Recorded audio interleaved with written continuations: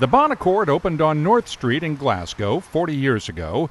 It's now one of Scotland's top whiskey bars. It wasn't always that way, though.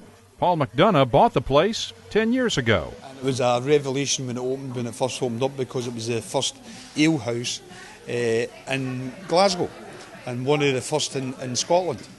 And basically people flocked from all the universities and a lot of the English tourists and the people who are working from down south, because they're more used to drinking ales down south. So the pub became a hit instantly. Passed through many different owners over the years. It had its highs and its lows. And I taken over 10 years ago in 2001. It was on a big low. It was a very, very poor state, poor quality, service, the decor, the range of products with the sales and whiskies was 5 whiskies in the pub. That's all it had, 5 blended, and I decided let's go for it. Let's get the quality, the standard. Let's get the place really going. Started sponsoring various groups involved in local charities and just the things that I've been doing for years in all different places I've actually run, and get really involved in that. And it brought people along, and people start to appreciate, wait a minute here, somebody's actually trying to put a bit of heart back into the Bon Accord. And it's been very, very successful. The whiskies, I said, we grew that to present 250. We've got 1,000 different beers a year. We've got 30 bottled beers in the fridges that you can try from all over the world. Very good quality.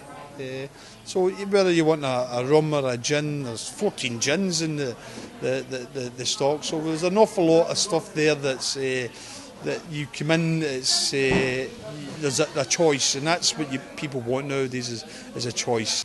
In fact, there's even a choice of whiskey clubs. The Bon Accord is home to 2 whiskey clubs, the Bon Accord Whisky Society and Glasgow's Whisky Club, and the staff spends a lot of time teaching people about whiskey. It's responsible retailing. It's actually showing people how to enjoy whiskey, but making sure that they're not drinking too much of it and falling over. These are all very, very important things. People that come out for an evening and enjoy the company in the pub, and learning about the products, and where it be beers, where it be whiskey, but especially with whiskies because of the range we've got, and the training aspect and teaching people how to sample properly, the crucial thing, really is crucial, getting that across, letting them know the different regions it's there, let them know about the heritage, let them understand that, look, here's a 30-year-old malt whisky. 30 years ago this was laid down.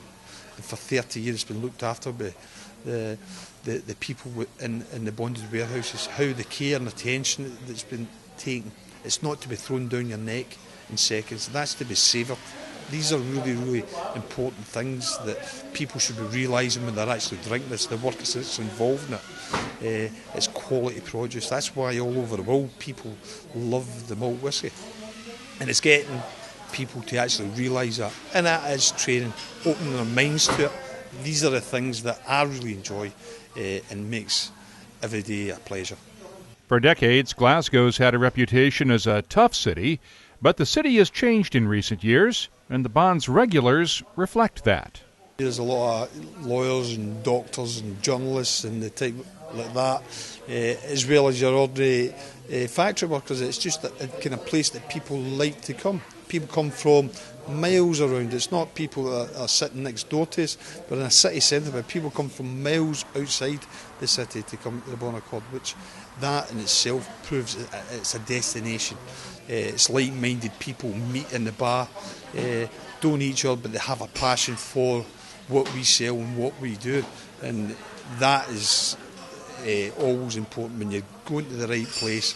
Glasgow had a reputation going back a lot of years, but Glasgow's a fantastic city now. A lot of the places that were the real bad reputations through the licensing laws that were introduced, because these places had to clean their act up, and actually to then would say pull their socks up.